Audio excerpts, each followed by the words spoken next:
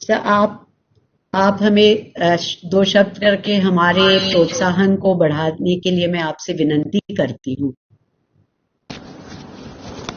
General Bipin ji Rawat, chief of defence staff, admiral Karambir Singh ji, chief of naval staff, chief of army staff general M Naravane, defence secretary doctor Ajay Kumar, special secretary Shri Jeevesh Nandan, air marshal VPS Rana and Vice Admiral Atul Jain, Chief of Integrated Staff. अच्छा, okay. Voice clear है? आवाज जा रही है? Okay, thank you. General Bipin Rawat, chief of defence staff, admiral Karambir Singh ji, chief of naval staff, chief of army staff general M Naravane, defence secretary doctor Ajay Kumar, special secretary Shri Jeevesh Nandan और air marshal VPS Rana, vice admiral Atul Jain, chief of integrated staff, vice admiral Rajat Datta, director general armed forces medical services, lieutenant general जय Chatterjee, DG medical services army, lieutenant general Madhuri Kanitkar, this DCIDS medical, and Vice Admiral Naveen Chawla, DG Medical Services Navy, Air Vice Marshal Prashant Bharadwaj, and Rear Admiral Mohit Gupta, Director General Defense Cyber Agency। देवियों एवं सज्जनों, मुझे खुशी है आज services and e health assistance and tele consultation यानी सेहत OPD portal का लोकार्पण करते हुए। इसका औपचारिक लोकार्पण भले ही आज हो रहा हो, पर मुझे बतलाया गया है कि पिछले कई महीनों से जरूरतमंद पर्सनल यानी पेशेंट्स और डॉक्टर्स के बीच यह पोर्टल एक डिजिटल ब्रिज के रूप में बड़े प्रभावी तरीके से अपनी भूमिका का निर्वाह कर रहा है। इसके लिए मैं इसके निर्माण से जुड़े सभी लोगों, सभी संस्थाओं और सभी लाभार्थियों को अपनी ओर से हार्दिक बधाई भी देता हूं और शुभकामनाएं भी देता हूं। साथियों, वर्तमान में हम जिस दौर से गुजर रहे हैं, निश्चित यह हम सबके लिए अप्रत्याशित और अभूतपूर्व रहा है।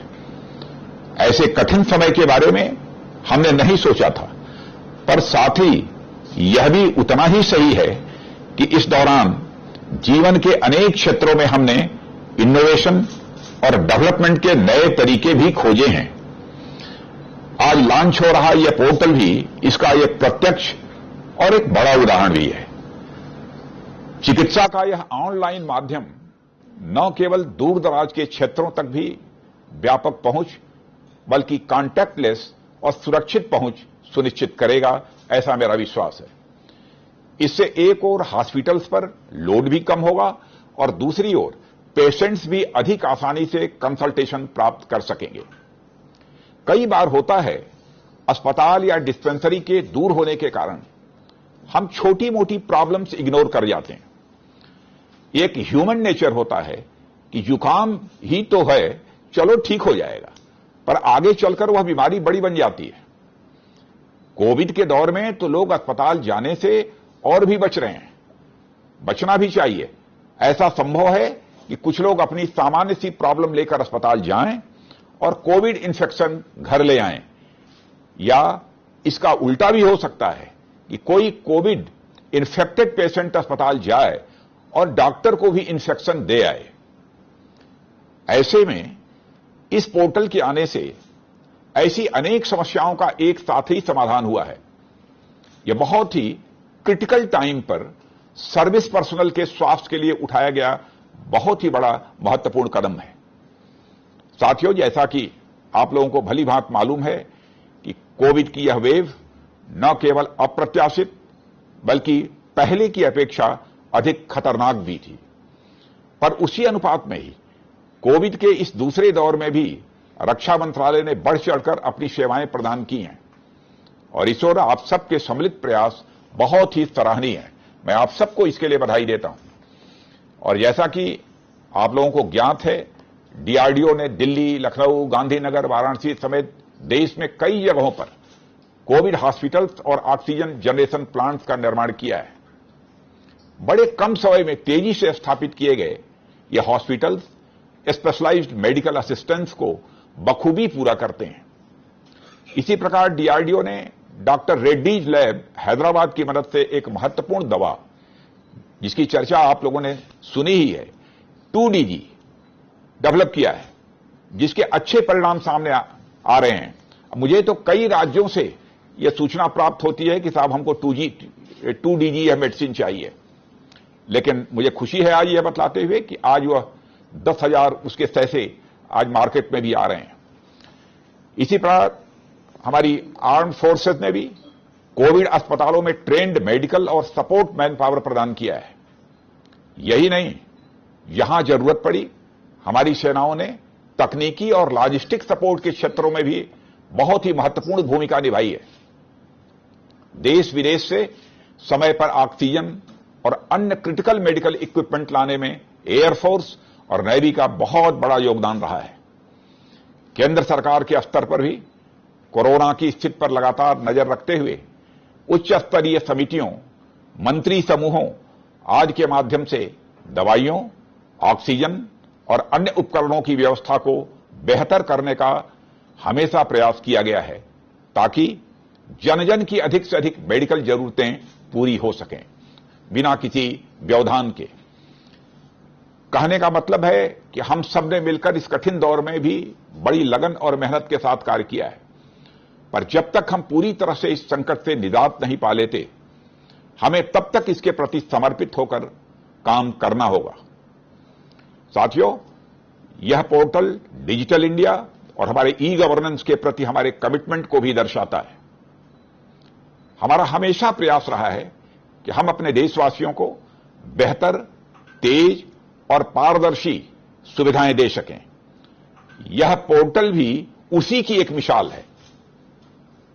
और इस फ्यूचरिस्टिक पोर्टल को देखते हुए एक दो बातें मेरे मन में आईं, जिसे मैं आप लोगों के साथ शेयर करना चाहूंगा।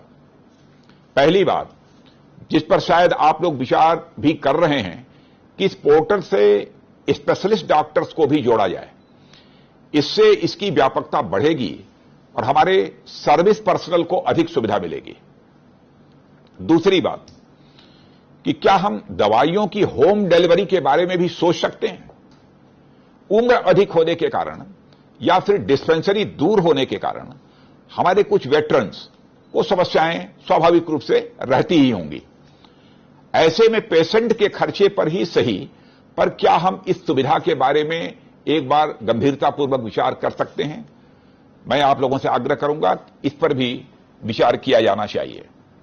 या इसी तरीके के और कुछ विचार जो आप लोगों के मन में भी आते हों, उसे भी साझा करें और साथ ही लाभार्थियों से भी फीडबैक लें और उनसे सुझाव मांगें कि हम इसमें और बेहतर क्या कर सकते हैं, क्योंकि बराबर किसी भी सिस्टम में कुछ न कुछ बेहतर करने की संभावनाएं लगातार बनी रहती हैं।